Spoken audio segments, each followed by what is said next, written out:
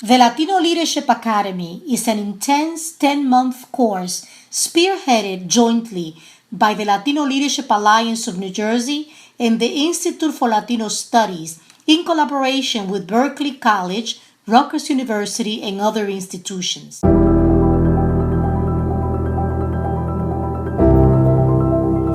As we refresh the knowledge about how the United States government works, its purpose is to train and develop emerging leaders that they may serve the public in a more holistic and independent manner. Values affect your views of authority figures. In some cultures, like the Latino culture, authority figures are to be respected, and you don't challenge them. Jurisdiction is then poder, right? You have a jurisdiction over somebody. It could be over somebody's person, over you, or over property. It all depends on what kind of court has what kind of jurisdiction. The Supreme Court obviously has the ultimate word on this. So sometimes, what happens is they go through other courts and they get up to it. But sometimes they have something called original jurisdiction. Totally agree with you with that.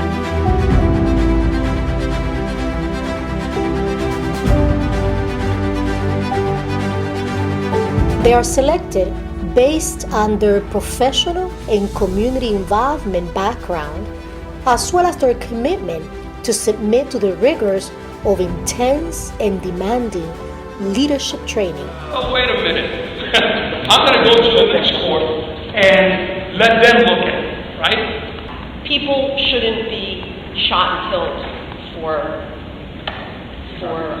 a traffic stop. For a traffic stop. I have a question and concern at the same time. I remember times where, something like evidence was accepted or not accepted, depending upon the evidence. And video and picture, you had to have consent, sometimes some type of a consent. The class of 2017 consists of 35 fellows expected to graduate in May 2017. When you first see a person or enter a situation, in 0.8 seconds, you decide whether that situation or that person is right or wrong, good or bad, dangerous or not. The topics of the seminars include Latino history and their contribution to the United States,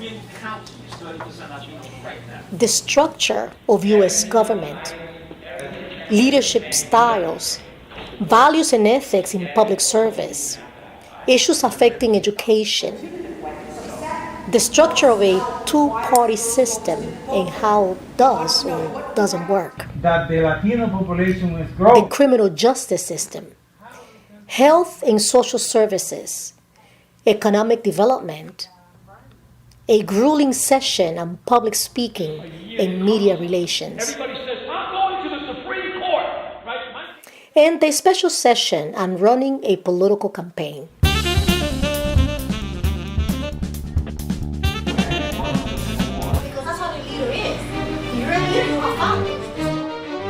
I have here all of our team members that each are going to give us eventually a pure and live example of economic development in action. If I would summarize economic development, there are in essence three major components: job creation, income tax revenue or generation, and small business growth. Jersey City Economic Development has been able to create over 650 small businesses, which has created 7,000 new jobs. Okay, the Chamber of Commerce plays a very important role in economic development. Okay, I'm going to let you know why. It is a platform to promote and market the business or organization. The Chamber has many avenues, such as the following: financials of the business, legal aspect, education of how to prepare a business plan. In Camden, South New Jersey is the best place right now for investment in buying houses. It's very cheap. Also, the city have funds I will put 20,000 for the first person buy house now. Real estate has flourished so much in Jersey City. There is a very high demand on when it comes to properties. So all the investors coming from all over investing, it's like, oh my God, boom is so high that this is the most desirable city to in the last decade. So it's really beautiful. If anybody wants to invest in Jersey City, go for it.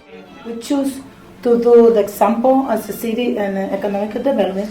It says the Jersey City Economic Development Corporation, they have a grant of $10 million to offer to small business. Housing, it ties into economic development. Lastly, Carla, but not least, and then we'll wrap it up. Yes, there are two brand new resident towers in Washington, New Jersey, and for Thanks, Carla. And I know we're cutting it very short. Do you know, everybody knows that everything that we live in right now about politics, democracy, and everything was created almost 2,500 years ago.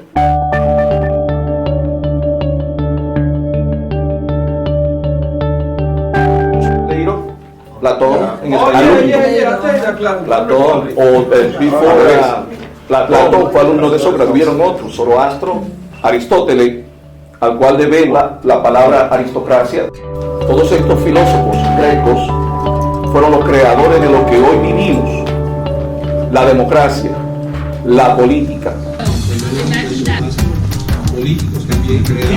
What Gino just provided to you guys was a very macro, universal overview of how our democracies and politics came into place. We're going to filter that down a little bit and bring it down to the micro level and talk about how it affects us day to day on a national, on a federal level, to a state level, county level, and down to a local level. To bring it back in context, the great Chinese philosopher Sun Tzu once said, politics is everything, everything is politics. And we talked about it earlier today, and it was very fitting that whether we like it or not, whether we accept it or not, politics is ingrained in every aspect of our lives. There's politics in the workplace, in the office place. Politics play a part. There's politics in athletics. There's politics in your home life, with your family, your spouse, your children. There's politics in who gets the bigger piece of chicken at the dinner table, and who gets to watch what on the television when they want to watch it. Politics is everywhere, whether we like it or not.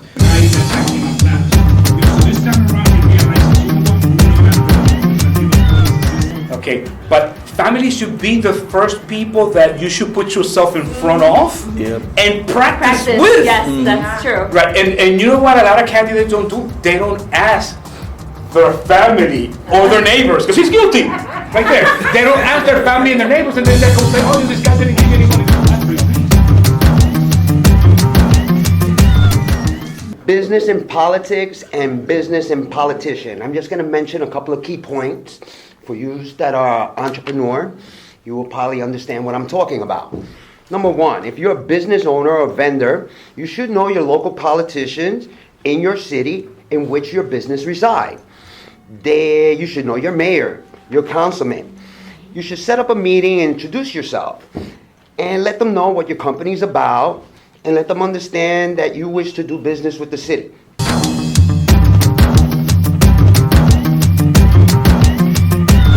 The first time that special education was brought up into legislation was in 1911, when a state aid was established to cover at least half of what the cost of a special education children cost to a district. Los fondos, la canalización de recursos para la educación especial. Para ello voy a invitar a Katy Polanco que nos hable a nosotros. 42 years ago, under the federal law, special education will not be funded by the federal government. I also want to clarify that in our presentation, we're not advocating for cutting or reducing services to children. We're not against the services being provided.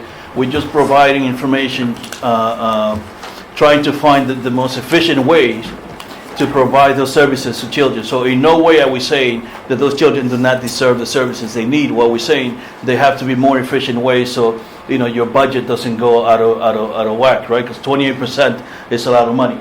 As we memorialize the completion of this course in a tribute journal, please join us in congratulating the Latino Leadership Academy class of 2017.